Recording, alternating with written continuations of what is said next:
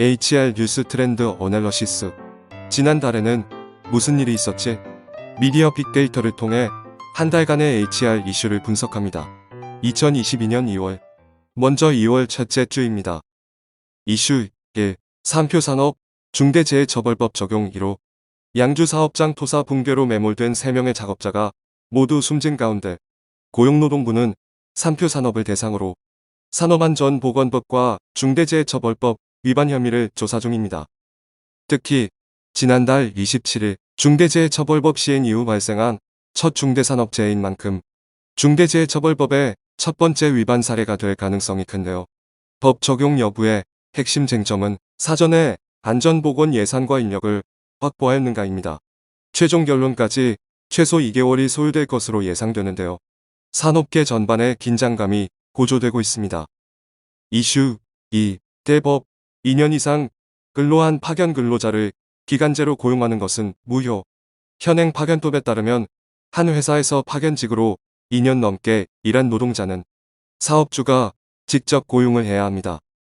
그러나 파견 노동자에 대한 기업의 직접 고용 의무만 명시할 뿐 고용의 형태는 따로 규정하지 않고 있는데요. 법원에서 파견 근로자를 직접 고용할 때 정규직이나 무기계약직이 아닌 기간제 고용은 무효라고 하였습니다. 사업주가 특별한 사정이 없는데도 기간제로 채용한 건 파견 근로자 보호법의 직접 고용 의무에 어긋난다는 해석입니다. 이슈 3. 삼성전자 5대 안전 캠페인을 의무 규정으로 강화. 삼성전자는 안전한 사업장을 만들기 위해 5대 안전 규정을 시행한다고 공지하였습니다.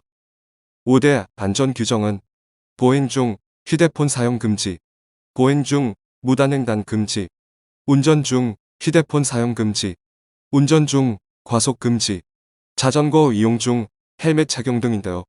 이는 사업장 방문객에게도 동일하게 적용할 것이라 하였습니다. 또한 작업 중지권 제도 활성화, 위험 예지 훈련 대비 위험성 평가 교육 등을 진행한다고도 밝혔습니다. 중대재해처벌법 시행에 따른 대응책으로 사업장 내 위험 공간은 물론이고 일상적인 업무 공간에서도 안전을 적극 실천하자는 분위기가 확산되고 있습니다. 2월 둘째 주입니다. 이슈 1. 여수 여천 NCC 폭발 사고 발생. 4명 사망 4명 부상. 또다시 여수에서 사고가 발생했습니다. 석유화학 제품을 만들 때 필요한 열교환기를 정비하던 중에 설비가 압력을 견디지 못해 폭발한 것으로 파악되는데요. 이로 인해 4명의 안타까운 목숨을 잃었습니다. 이 설비는 지난 1989년부터 가동 중인 것으로 노후화에 따른 위험이 제기되고 있었습니다. 여수 산업단지에서는 불과 2달 전에도 3명의 사망사고가 발생하여 고용노동부는 산단 내 사업장에 대한 긴급 안전 점검을 진행했었는데요. 이번 폭발 사고가 발생한 여천 NCC도 점검 대상 사업장이었습니다. 여수 산업단지에서는 지난 5년간 무려 48명의 노동자가 다치거나 목숨을 잃는 사고가 발생하여 화약고라는 오명을 뒤집어 쓰고 있습니다. 이슈 2. 고 김용균 씨 사망사고 관련 원청 대표 1심 무죄 판결. 지난 2018년 태안화력발전소에서 작업 중인 노동자가 숨지는 사고가 계기가 되어 중대재해처벌법이 만들어지고 시행 중인데요. 정작 그 사고와 관련된 관계자 중에는 1심 판결에서 실형을 받은 사람이 한 명도 없습니다. 법원은 업무상 과실치사 등의 혐의로 기소된 원청업체의 대표에게 무죄 판결을 내렸는데요. 하청 노동자가 산재로 사망할 경우 그에 대한 책임은 실질적인 고용주에게 있으나 실질적인 고용주는 원청업체의 대표가 아닌 하청업체의 대표라는 해석입니다. 그러나 전문가들은 중대재해처벌법을 적용하게 되면 판결이 크게 달라졌을 것이라고 말하는데요. 중대재해처벌법상의 경영 책임자는 평상시에도 위험 및 이해 요인의 확인과 제거의 의무를 지기 때문입니다. 이슈 3. 삼성전자 노조 창립 후 첫 파업 돌입. 삼성전자 내 4개의 노조로 구성된 공동교섭단은 사측의 임금 협상안을 거부하고 전 직원의 연봉 1,000만 원 인상과 성과급으로 영업이익의 25%를 요구하며 중앙노동위원회에 쟁의행위 조정 신청을 하였습니다. 만약 조정이 이루어지지 않을 경우 삼성전자는 창립 후 53년 만에 첫 파업이 일어날 수 있는데요. 그러나 현재 조합원 수는 전체 직원의 4% 수준인 4,500여 명으로 실질적인 파업은 제한적일 것으로 예상합니다. 다음은 2월 셋째 주입니다. 이슈 1. CJ 대한통운대 택배노조 갈등 장기화, 파업 손실 하루 10억 원 추산. 지난달 정부의 터미널 현장 조사 결과는 사회적 합의 이행 상황이 양호하다고 평가하였습니다만 노조 측은 사회적 합의 이행을 위한 택배요금의 인상분을 사측이 택배 노동자의 처우 개선에 온전히 사용하고 있지 않다는 주장입니다. 게다가 노조의 협상 요구에 사측이 대응을 하고 있지 않다며 현재 CJ 대한통운 본사를 점거 중인데요. 21일에는 우정사업본부, 롯데, 한진, 로젠 등도 연대 파업에 나서기로 하였습니다. 노사 간 협상과 타협의 물꼬를 트는 것이 쉽지 않아 보이는 가운데 사측은 파업으로 인한 하루 손실액은 10억 원 수준이라고 밝혔습니다. 이슈 2. 경남 창원 소재 에어컨 부품 제조업체에서 16명 직업성 질병 발생. 세척액으로 파이프를 닦는 노동자 등 16명이 급성 중독으로 인한 간 기능 이상을 보여 중대재해처벌법 위반 여부를 조사 중입니다. 중대재해처벌법 적용에는 1년에 3명 이상이 직업병에 걸리는 경우도 포함되기 때문입니다. 급성 중독의 원인은 세척액 트리클로로메탄에 의한 것으로 사용 중인 제품은 기준치 8ppm의 6배가 넘는 48.36ppm으로 밝혀졌습니다. 또한 작업장은 환기장치가 마련되어 있지 않았으며 노동자들은 일반 마스크를 착용하고 작업한 것으로 드러났습니다. 이슈 3. 중대재해처벌법 시행 후 3일마다 중대재해 발생. 한강교량 공사 현장에서 60대 하청 근로자가 추락하여 사망한 가운데 중대재해처벌법 수사가 빠르게 진행 중입니다. 공사 금액이 50억 원 이상인 경우 원청과 해당 협력업체 모두를 대상으로 조사가 이루어지는데요.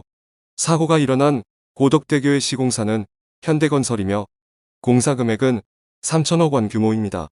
중대재해처벌법 위반 여부는 경영 책임자가 하청 근로자에 대한 안전보건 확보의 의무를 다하였는지에 집중하여 판단하게 됩니다. 현재 중대재해는 지난 27일 중대재해처벌법 시행 이후 3일에 한 번꼴로 발생하고 있습니다. 마지막 2월 넷째 주입니다. 이슈 1. 검찰, 과로사, 직장 내 괴롭힘, 자살 등도 중대재해처벌법 대상으로 판단. 최근 검찰은 국민의 생명과 안전을 침해하는 중대재해 사건에 대해 엄정하게 대처하겠다는 입장을 밝힌 가운데 검찰의 유권해석이 담긴 중대재해법 수사 매뉴얼이 전국 검찰청에 배포되었습니다. 수사 매뉴얼에 따르면 중대재해처벌법상 직업성 질병 범죄, 뇌심혈관계 질환이 포함되어 있지는 않지만 과중한 업무, 급격한 업무 환경 변화 등으로 뇌심혈관계 질환이 생겨 사망에 이르게 된다면 명확한 인과관계와 구체적인 사정 등을 종합하여 중대재해처벌법 대상이 될 수 있습니다. 또한 업무 내용 방식상의 유해, 위험 요인이 원인이라면 중대산업재해로 판단하여 업무에 편승한 직장 내 괴롭힘, 과도한 직무 스트레스로 인한 극단적 선택도 중대재해처벌법 대상이라 하였습니다. 이 같은 검찰의 방침에 따라 경영 현장에서는 혼선이 가중되고 있습니다. 이슈 2. 고용장려금 부정수급 사례 급증. 정부는 경영 악화에도 근로자를 해고하지 않고 휴직시키는 경우에는 고용유지지원금을, 청년들을 정규직으로 추가 고용한 경우에는 청년 추가 고용장려금 등의 고용장려금을 지원하고 있습니다. 고용유지지원금은 코로나19 이전 660억 원 수준이었는데 지난해에는 20배가 넘게 늘어났습니다. 부정수급 사례 또한 급증하고 있는데요. 출근 중인 직원을 휴직 중으로 처리했다던가 프리랜서, 아르바이트생 등을 정규직원인 것처럼 신고한 사례 등이 적발되고 있습니다. 고용장려금을 부정수급할 경우 사기와 보조금법 위반 등의 혐의로 처벌받게 됩니다. 이슈 3. 자영업자 120만 명 지원금보다 영업시간 제한 폐지 요구. 코로나19의 확산세가 진정될 양상을 보이고 있지 않은 가운데 자영업자 단체 관계자 등이 모여 촛불 시위에 나섰습니다. 자영업자들은 정부 지원책에 대한 불만을 토로하며 현행 밤 10시까지의 영업시간 1시간 연장은 실질적인 도움이 되지 않는다고 하였습니다. 자영업자들은 밤 10시 이후 점포에 불을 끄지 않고 켜두는 점등 시위도 진행 중입니다. 다현 인재경영연구소는 인사노무 전문가 집단으로 기업 경영에 필수적인 양질의 콘텐츠를 제공합니다. 미디어 빅데이터 분석 리포트는 매주 월요일에 인사드립니다.